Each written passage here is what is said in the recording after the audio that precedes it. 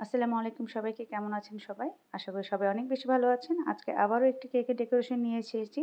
আর এই কেকের ডেকোরেশনটা দেখেই বুঝতে পেরেছেন খুব মজাদার একটি ডেকোরেশনের বিষয়। মানে খুব মজাদার একটা থিম নিয়ে কেকটি তৈরি করেছি। আর আর এই কেকটি যিনি অর্ডার করেছিলেন তার প্রিয় মানুষটির পছন্দের বিষয়টা নিয়েই আজকে এই কেকটি অর্ডার করেছিলেন। আর এই কেকটি ছিল ১.৫ পাউন্ড ওজনের মধ্যে। আর এটা ভ্যানিলা ফ্লেভারের মধ্যে ছিল।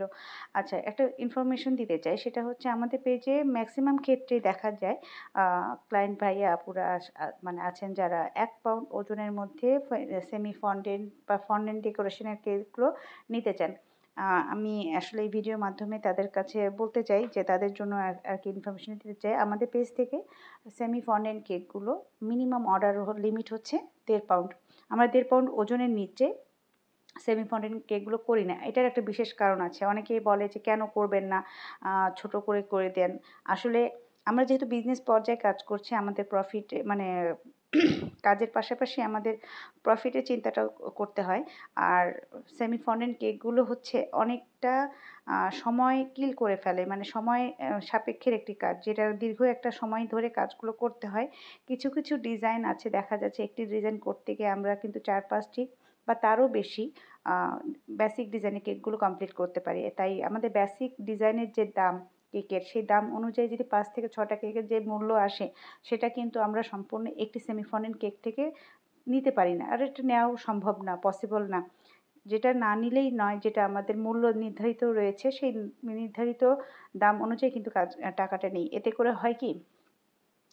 আমাদের কিন্তু খুব বেশি যে প্রফিট আসে তা না। কারণ সময়কে তো আর টাকা দিয়ে কেনা যায় না, তাই না? তো যাই হোক, আমাদের একটা মিনিমাম মানে অর্ডার লিমিট এইজন্য রাখা, যেটা না করলেই না, যাতে আমাদের লসও না হয়, আবার কাস্টমারের পছন্দ অনুযায়ী কাজটাও আমরা করে দিতে পারি। এই হচ্ছে বিষয়। আর কিছু ডিজাইন আছে যেটা ১.৫ পাউন্ডেও হয় না। ডিজাইনের প্রয়োজনে পরিমাণটা নির্ধারিত হয়ে থাকে। তো যাই হোক, কথা বলতে আমি কিন্তু কেকের লেয়ারিং কমপ্লিট করে ফেলেছি। কালার ফাইনাল কভারিংও করে ফেলেছি। এখন ফন্ডেন্টের যে ডেকোরেশনগুলো ছিল, আমি করে রেখেছিলাম। জাস্ট ডেকোরেশন ফাইনাল করার আগে আমি জাস্ট এগুলোকে কালার করে নিয়েছি। আর এই কালার করে নেওয়া সুপারিগুলো, তারপর পানগুলো, আমি এগুলোকে একে অ্যাসেম্বল করে নিচ্ছি। এরকমই একটা যেকোনো থিম, এইরকমই একটা মজাদার একটা থিম নিয়ে কিন্তু আপনার পছন্দের মানুষকে আপনারা চমকে দিতে পারেন। আসলে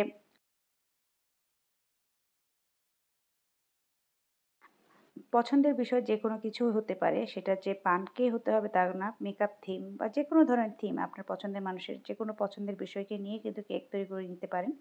এতে করে হবে কি, আপনার পছন্দের মানুষের খুশিটা আপনারা আসলে মানে খুশি করতে পারবেন মন থেকে। যাই হোক, কথা বলতে ডেকোরেশন অলমোস্ট শেষ। আর যারা আপনারা আমার ভিডিওগুলো রেগুলার দেখছেন, ভালো লাগলে লাইক, শেয়ার, কমেন্ট করতে ভুলবেন না। আর নতুন বেকারস আপু ভাইয়ারা যারা নতুন কেক নিয়ে কাজ করছেন, অবশ্যই যদি কোনো প্রশ্ন থাকে তাহলে অবশ্যই আমাকে কমেন্টে জানাবেন। আমি চেষ্টা করব তাদের প্রশ্নের উত্তর দেওয়ার।